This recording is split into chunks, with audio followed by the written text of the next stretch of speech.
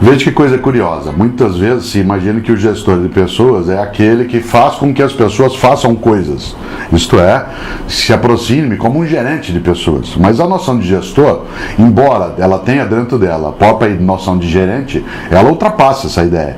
Não é alguém que dirige, que leva adiante. O gestor é aquele que é capaz de consertar, com C, como um concerto, consertar a pluralidade, a diversidade de competências, habilidades, capacidades e fazer com que isso eleve o objetivo, a missão e a visão que uma organização de qualquer natureza tenha, seja no campo público, seja no campo privado. Por isso, um gestor de pessoas é alguém que exerce uma liderança, sem que ele seja exclusivamente um único líder, mas é alguém, um homem ou uma mulher, que lidera um processo de elevação, como eu dizia, das condições de ação de um grupo de pessoas. Esse gestor tem sim atividades gerenciais, mas não é só isso. Ele tem atividades pedagógicas, mas não é só isso. Ele tem atividades de coaching, mas não é só isso. É um conjunto de situações de interfaces que fazem com que a gestão de pessoas ela seja decisiva como um diferencial sério hoje nas boas organizações.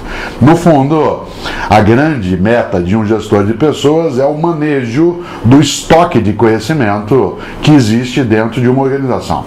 Cada um e cada uma de nós tem um determinado tipo de conhecimento que é tácito ou explícito, aquilo que a gente tem da nossa formação escolarizada, formal, intencional, deliberada, que é o explícito, e tem um conhecimento vivencial, que é o nosso conhecimento tácito. A junção desses dois elementos, o tácito e o explícito na capacidade, no conhecimento, ela compõe o estoque de conhecimento, que é o maior ativo que uma organização pode ter, inclusive, porque é esse o grande diferencial que não se torna commodity. Afinal de contas, processos, equipamentos, aplicativos, insumos, tudo isso ainda é commodity. O que não é, e esse é o diferencial, é o conhecimento que está em cada uma e cada um. E o gestor de pessoas é aquele que é capaz de manejar com o conjunto esse estoque de maneira a oferecer mais vigor, mais robustez, mais perenidade a uma organização. É também RH, isto é, usando o sentido anterior, não negativo, de recursos humanos,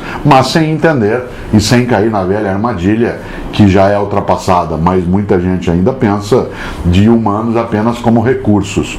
Um gestor de pessoas é um gestor de talentos, lida com o desenvolvimento humano, lida com a capacidade de fazer projetos nos quais ele se coloque também como alguém a ser gerido.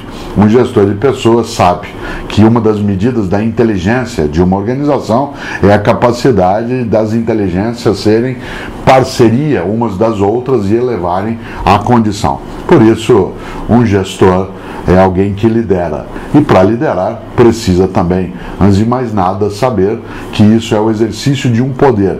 E a tarefa do poder é servir, não é se servir. Todo poder que, em vez de servir, é um poder que se serve, esse é um poder que não serve.